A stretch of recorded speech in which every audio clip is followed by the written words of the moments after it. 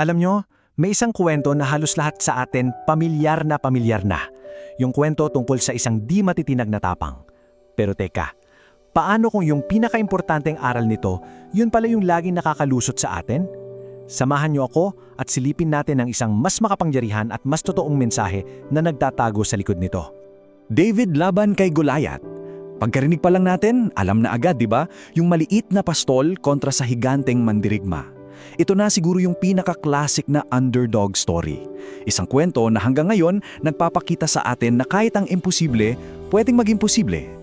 At yung kwentong nalakihan natin, tungkol yan sa isang bayaning walang-wala talagang takot. Parang superhero, di ba? Isang alamat ng tapang na hindi natitinag, na sumugod sa panganib ng walang anumang pag-aalinlangan.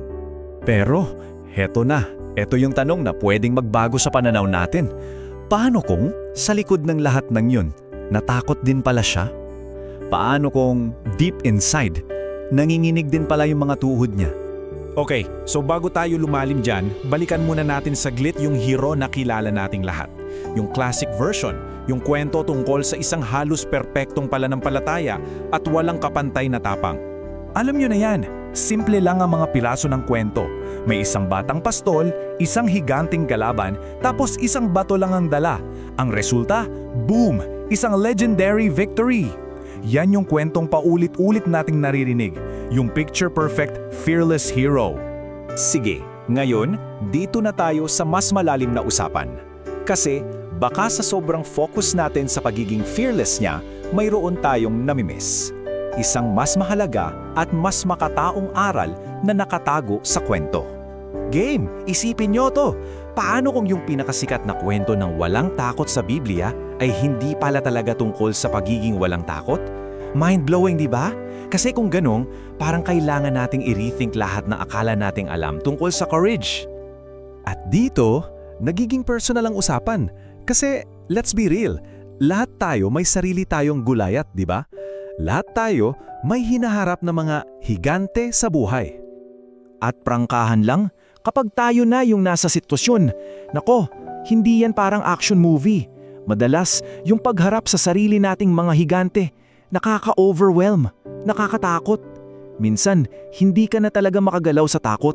Kitang-kita natin dito yung malaking pagkakaiba. Yung myth o alamat, walang takot, matapang, hindi natitinag.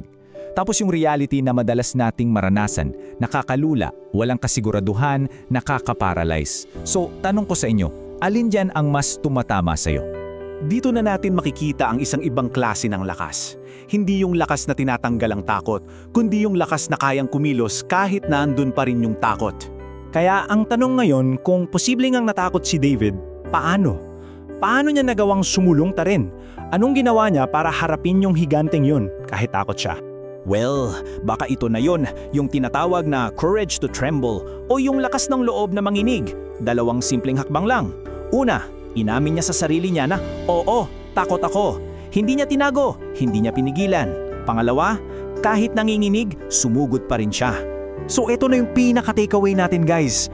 Ang tunay na tapang, hindi pala yung absence of fear. Ito yung desisyon na kumilos kahit na nandun pa rin yung takot, kahit na nanginginig ka.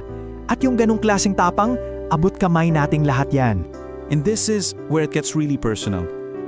Kasi yung kwentong to, hindi na lang siya tungkol kay David, tungkol na to sa'yo, tungkol sa atin, tungkol sa mga higanteng hinaharap mo sa buhay mo ngayon. Pamilyar ba sa inyo yung mga moments na to? Yung feeling na, hindi ko to kaya, hindi ako qualified. O yung pakiramdam na, dehado ka na sa simula pa lang. Tapos, dahan-dahang papasok yung takot at mapapatanong ka na lang, kaya ko ba talaga to? Relate, di ba? Pero ito yung magandang balita. Yung mga moments na yan, yung mga sandali ng matinding takot, pwede rin pala silang maging moments of faith.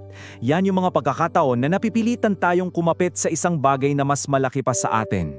Kaya, para sa'yo na nakikinig ngayon, kung may hinaharap kang piling mo sobrang laki, sobrang bigat, kung pakiramdam mo mag-isa ka at takot na takot ka, tandaan mo, para sa'yo tong usapan na to.